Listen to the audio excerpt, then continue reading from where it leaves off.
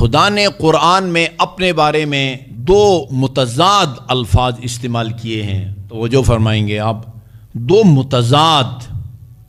اللہ تعالیٰ نے اپنے بارے میں ظاہر بھی کہا ہے، باطن بھی کہا ہے۔ اردو میں سمجھنے والی بات ہے، ظاہر اور باطن۔ ظاہر یعنی نمایاں، آشکار، باطن یعنی پوشیدہ، چھپا ہوا۔ ظاہر جو صاف صاف نظر آئے، باطن جو نظر نہ آئے۔ ہم لوگ ظاہر ہیں، یہ لائٹ ظاہر ہے، یہ پنکھے، یہ چھت، یہ لائٹیں، یہ ظاہر ہیں۔ الماری کے اندر اگر کوئی چیز ہے وہ باطن ہے، وہ ہم کو نظر نہیں آتی جب تک وہ آپ تالا کھول کے دیکھیں گے نہیں، ان میں کون سی دعاؤں کی کتابیں ہیں، وہ کتنے اس کے اندر قرآن ہے۔ ظاہر اور باطن یہ دونوں جمع نہیں ہو سکتے۔ اگر ایک چیز ظاہر ہے وہ پھر باطن نہیں ہو سکتی، اور اگر وہ باطن ہے وہ ظاہر نہیں ہو سکتی۔ اللہ اپنے بارے میں فرماتا ہے الظاہر الباطن، دیکھو میں ظاہر بھی ہوں اور باطن بھی ہوں۔ یہ کیسے ہو سکتا ہے؟ ایک چیز ظاہر بھی ہو اور ایک اور وہ باطن بھی ہو۔ یہ حال ابھی 7:20 پر روشن بھی ہو اور تاریک بھی ہو، یہ تو نہیں ہو سکتا۔ ابھی آپ نے سوچا ہے اللہ جو اپنے بارے میں فرماتا میں ظاہر بھی ہوں اور باطن بھی ہوں، کیا مطلب ہے اس کا؟ اس کا مطلب یہ ہے میرے بزرگوں اور عزیزوں، ظاہر ہے یعنی اس کا اصل وجود ظاہر ہے، اس کا موجود ہونا اللہ تعالیٰ کا وہ ظاہر ہے، لیکن وہ کیسا ہے، اس کی حقیقت کیا ہے، گہرائی میں جا کے خدا کو آپ سمجھنا چاہیں، وہ اس کی حقیقت آپ سے پوشیدہ ہے۔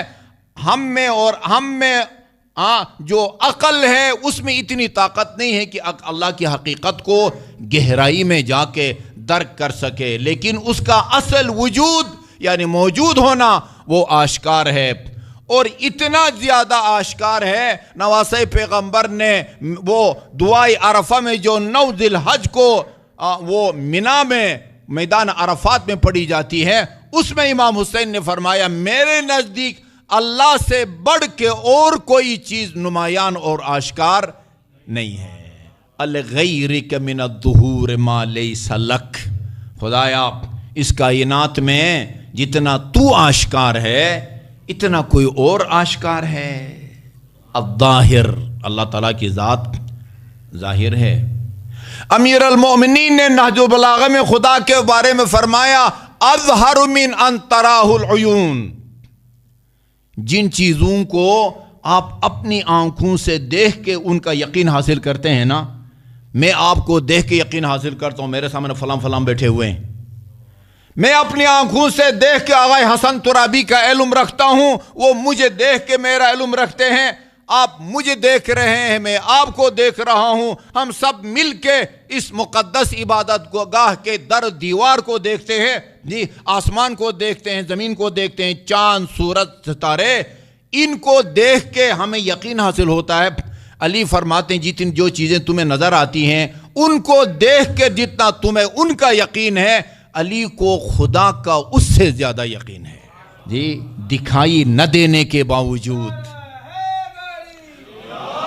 اظہر من ان تراہ العیون، علی کے نزدیک خدا اس سے زیادہ آشکار ہے جتنی آنکھوں سے دکھائی دینے والی چیزیں تمہارے لیے آشکار ہوتی ہیں۔ باطن ہے یعنی اس کی گہرائی میں جا کے ہم اللہ تعالیٰ کو نہیں سمجھ سکتے۔ کیوں نہیں سمجھ سکتے؟ وہ لامحدود ہے، اس کی نہ کوئی ابتدا ہے نہ اس کی کوئی انتہا ہے۔ ہمارے بنیادی عقائد میں سے ہے کہ اللہ عین علم ہے، عین علم، اللہ عین قدرت ہے، اللہ عین حیات ہے۔ ہم سب کے پاس جتنا علم ہے ہم اس علم کی وجہ سے عالم ہیں، ہم سب کے پاس جو قدرت ہے اس قدرت کی وجہ سے ہم قادر ہیں، ہم اپنی زندگی اور حیات کی وجہ سے حی یا زندہ کہلاتے ہیں۔ امیر المومنین اللہ تعالیٰ کے بارے میں فرماتے ہیں عالم لا بعلم، خدا عالم ہے لیکن ہماری وجہ سے، علم کی وجہ سے وہ عالم نہیں ہیں، وہ قادر ہیں، ہماری طرح قدرت کی وجہ سے وہ قادر نہیں ہیں۔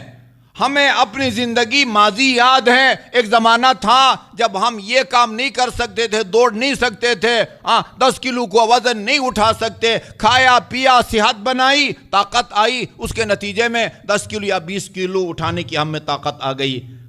اللہ قدرت کی وجہ سے قادر نہیں ہے، بلکہ وہ خود قدرت ہے، خود علم ہے۔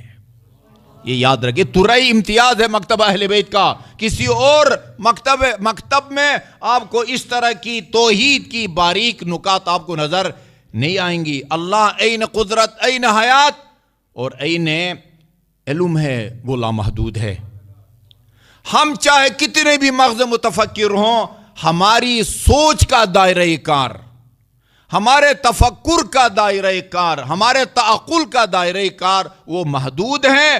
ہم اپنے محدود قوت کے ذریعے لامحدود ذات کو نہیں سمجھ سکتے، لہذا ہم اپنی قدرت کے مطابق جتنا خدا کو سمجھیں گے، اللہ اپنے لطف و کرم سے ہماری اسی معرفت کو قبول فرماتا ہے۔ خدا نے ہمارے ذمہ یہ نہیں لگایا تم میں جیسا ہوں ویسا مجھے سمجھو، یہ ہماری ذمہ داری نہیں ہے۔ کیوں؟ وہ جیسا ہے ویسا ہم اس کو نہیں سمجھ سکتے، اس لیے وہ لامحدود ہے، اس کی نہ کوئی ابتدا ہے نہ کوئی انتہا۔ ہماری عقل کی بھی ابتدا بھی ہے، اس کی انتہا بھی ہے، کبھی بھی لامحدود محدود کے احاطے میں نہیں آ سکتا۔ اللہم صلی اللہ علیہ محمد۔ جس طرح خدا کی حقیقت کو سمجھنے سے ہم قاصر ہیں، رسول اور اہل بیت رسول کی حقیقت کو بھی سمجھنے سے ہم قاصر ہیں۔ فرق اتنا ہے، فرق خدا لامحدود ہے، یہ ہستیاں اور ان کا علم، ان کی ابتدا بھی ہے، ان کی انتہا بھی ہے۔ ہم اللہ کو بھی سمجھنے سے بھی قاصر ہیں، محمد اور علی اور فاطمہ کو بھی سمجھنے سے قاصر ہیں۔ فرق اتنا ہے کہ خدا لامحدود ہے، یہ ہستیاں محدود ہونے کے باوجود ان کے علم کی وسعت اتنی ہے کہ وہاں تک ہمارے عقلوں کی رسائی نہیں ہو سکتی۔ یہ رسول خدا نے فرمایا، ان اللہ جعل لأخی علی ابن ابی طالب فضائل لا تحصى کثرتاً، اللہ نے میرے بھائی علی کو اتنے زیادہ فضائل و مناقب سے نوازا ہے، زیادہ کہ ان کو شمار کرنا یہ کسی بشر کی بس میں نہیں ہے۔ رسول خدا نے یہ نہیں فرمایا کہ علی کے فضائل لامتناہی ہیں، نہیں، متناہی ہیں۔ جب علی خود متناہی ہے، ہم کو پتہ ہے کہ علی 13 رجب کو پیدا ہوئے، یہ ہمیں پتہ ہے۔ یہ جو خاکی ولادت ہے علی کی وہ 13 رجب کو ہے، رسول خدا کی وہ 17 ربیع الاول کو ہے۔ رسول اور علی کی جو نورانی پیدائش ہے اس کا بھی پتہ ہے۔ اللہ تعالیٰ نے فرمایا، کنت کنزا مخفیا فاحببت ان اعرف فخلقتک یا محمد، میں ایک مخفی خزانہ تھا۔ امیر المؤمنین نے نہج البلاغہ میں فرمایا، کان اللہ ولم یکن شیء، ایک خدا کی ذات تھی اور کچھ بھی نہیں تھا۔ ہو کا کہتے ہیں نا، ہو کا عالم تھا، صرف خدا کی ذات تھی اور کچھ بھی نہیں تھا، وقت بھی نہیں تھا، صرف خدا کی ذات تھی بس۔ فاحببت، حدیث قدسی ہے، فاحببت ان اعرف، خدا فرماتا ہے میں نے چاہا، میرا ارادہ بنا کہ یہ پردہ غیب سے مجھے نکلنا چاہیے، مجھے اپنا تعارف کرا لینا چاہیے۔ کیا پہلا قدم خدا نے کیا اٹھایا اپنا تعارف کرانے کے لیے؟ فخلقتک یا محمد، علی محمد میں نے سب سے پہلے تیرے نور کو پیدا کیا۔ اللہم صلی اللہ محمد وعلی محمد۔ اور یہ ہمارے اہل سنت برادران کی کتابوں میں بھی ہے کہ رسول خدا نے فرمایا، میں اور علی ہم دونوں کو اللہ تعالیٰ نے ایک نور سے پیدا کیا ہے۔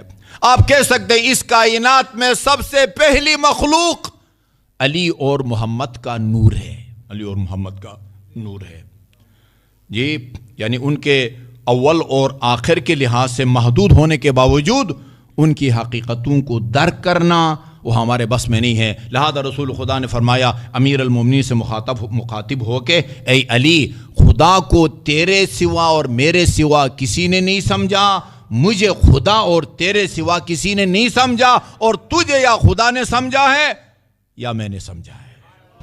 جی